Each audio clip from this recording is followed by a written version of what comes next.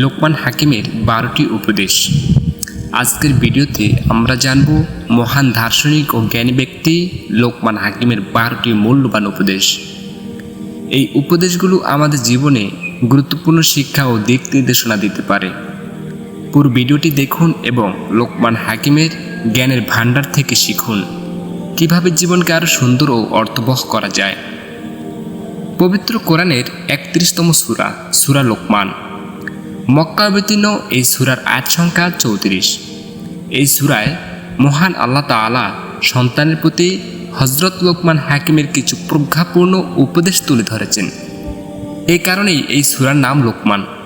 সূরা লোকমানের 12 থেকে 19 নম্বর আয়াতে সন্তানের প্রতি লোকমান হাকিমের প্রজ্ঞাপূর্ণ উপদেশের কথা বর্ণনা করা হয়েছে। মুফাসসিরদের মতে লোকমান নবী ছিলেন না, কিন্তু তিনি এতটা ধার্মিক ছিলেন যে মহান আল্লাহ তাআলা তার তাকওয়া ও ফরজগারিতে মুগ্ধ হয়ে তাকে বিশেষ জ্ঞান দান করেছিলেন। সেই জ্ঞানের আলোকে তিনি নিজ সন্তানকে জীবন ও জগৎ সম্পর্কে কিছু উপদেশ প্রদান করেন, যা আল্লাহর ভীষণ পছন্দ হয়। মহান আল্লাহ তাআলা মুসলমানদের ফাতেহ হিসেবে সেসব উপদেশ পবিত্র কোরআনে বর্ণনা করেছেন। নিম্নের উপদেশগুলো হলো: 1.